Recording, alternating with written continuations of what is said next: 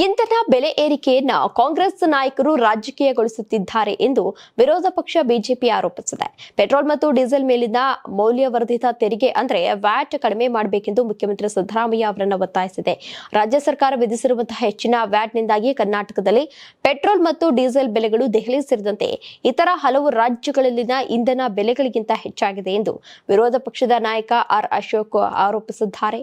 ಬೆಂಗಳೂರಿನಲ್ಲಿ ಮಾಧ್ಯಮ ಪ್ರತಿನಿಧಿಗಳೊಂದಿಗೆ ಮಾತನಾಡಿದ ಅಶೋಕ್, ಕಾಂಗ್ರೆಸ್ ಸರ್ಕಾರ ಪೆಟ್ರೋಲ್ ಬೆಲೆ ಏರಿಕೆಯಿಂದ ಹೆಚ್ಚುವರಿ ಆದಾಯವನ್ನು ಗಳಿಸ್ತಾ ಇದೆ. ವ್ಯಾಟ್ ಕಡಿಮೆ ಮಾಡುವ ಬದಲು ಅದು ಕೇಂದ್ರದ ಮೇಲೆ ಆರೋಪವನ್ನ ಮಾಡ್ತಾ ಇದೆ ಅಂತ ಟೀಕಿಸಿದ್ರು. ಬೆಲೆ ಏರಿಕೆಯು ಕೇಂದ್ರಕ್ಕೆ ಯಾವುದೇ ಆದಾಯ ತರೋದಿಲ್ಲ ಮತ್ತು ರಾಜ್ಯ ಸರ್ಕಾರ ವಾರ್ಷಿಕವಾಗಿ 6,000 ಕೋಟಿ ರೂಪಾಯಿಗಳನ್ನ ಹೆಚ್ಚುವರಿ ಆದಾಯ ಪಡೆಯುತ್ತಾ ಇದೆ. ಇಂಧನ ಬೆಲೆ ಏರಿಕೆಯಿಂದ ಗಳಿಸಿದ ಆದಾಯವನ್ನ ಗ್ಯಾರಂಟಿ ಯೋಜನೆಗಳಿಗಾಗಿ ಬಳಸಿಕೊಳ್ತಾ ಇದೆ ಅಂತ ಹೇಳಿ ಕಿಡಿಕಾರಿದ್ರು. ಇನ್ನು ಸರ್ಕಾರವು ನಿಜವಾಗಿಯೂ ಜನರಿಗೆ ಸಹಾಯ ಮಾಡಲು ಬಯಸಿದ್ರೆ ಅದು ತನ್ನ ತೆರಿಗೆಗಳನ್ನ ಕಡಿಮೆ ಮಾಡಬೇಕು, ಇಲ್ಲದಿದ್ರೆ ಅದು ಗಳಿಸ್ತಾ ಇರುವಂತಹ ಹೆಚ್ಚುವರಿ ಆದಾಯವನ್ನ ಸಾರ್ವಜನಿಕವಾಗಿ ಬಹಿರಂಗಪಡಿಸಬೇಕು.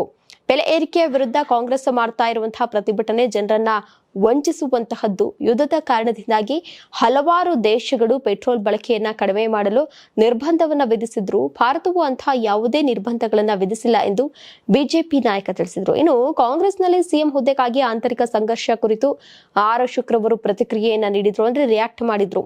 ಮುಖ್ಯಮಂತ್ರಿ ಹುದ್ದೆಗೆ ಅಧಿಕಾರಕ್ಕಾಗಿ ಹೋರಾಟ ನಡೀತಾ ಇದೆ. ಡಿಸಿಎಂ ಡಿಕೆ ಶಿವಕುಮಾರ್ ಅವರು ತಮ್ಮ ಭವಿಷ್ಯವನ್ನ ಭದ್ರಪಡಿಸಿಕೊಳ್ತಾ ಇದ್ದಾರಾ ಅಥವಾ ಬೇರೆ ಪಕ್ಷಕ್ಕೆ ಸೇರಲು ಯೋಜನೆಯನ್ನ ರೂಪಿಸ್ತಾ ಇದ್ದಾರೆ ಎನ್ನುವುದು ಇನ್ನೂ ಕೂಡ ಸ್ಪಷ್ಟವಾಗಿಲ್ಲ.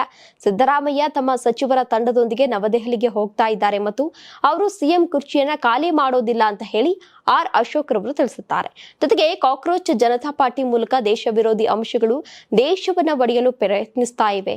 ಇದರಲ್ಲಿ ಪಾಕಿಸ್ತಾನಗಳು ಮತ್ತು ಬಾಂಗ್ಲಾದೇಶಿಯರು ಕೂಡ ಭಾಗಿಯಾಗಿದ್ದಾರೆ. ಜನರು ಇಂತಹ ಟೂಲ್ ಕಿಟ್ ಗಳನ್ನ ನಂಬಬಾರದು. ಕಾಂಗ್ರೆಸ್ ಜಿರಳೆ ಪಕ್ಷವಾಗಿ ಮಾರ್ಪಟ್ಟಿದೆ. ರಾಹುಲ್ ಗಾಂಧಿ ಮತ್ತು ಅರವಿಂದ್ ಕೇಜ್ರಿವಾಲ್ ಜಿರಳೆ ಜನತಾ ಪಕ್ಷದ ಹಿಂದೆ ಇದ್ದಾರೆ ಅಂತ ಆರ್ ಅಶೋಕ್ ಆರೋಪಿಸಿದ್ದಾರೆ. ನೀವು ಸಣ್ಣ ಆಗ್ಬೇಕಲ್ವಾ? ಅದು ಒಂದು ಉತ್ತಮ ಆಹಾರದಿಂದ ಸಣ್ಣ ಆಗ್ಬೇಕಲ್ವಾ? ಪ್ರತಿದಿನ ನಮ್ಮ ಜೀನಿ ಸ್ಲಿಮ್ ನ ಯೂಸ್ ಮಾಡಿ ಯಾವುದೇ ಸೈಡ್ ಎಫೆಕ್ಟ್ ಇಲ್ದಂಗೆ ನೀವು ಸಣ್ಣ ಆಗ್ತೀರಾ.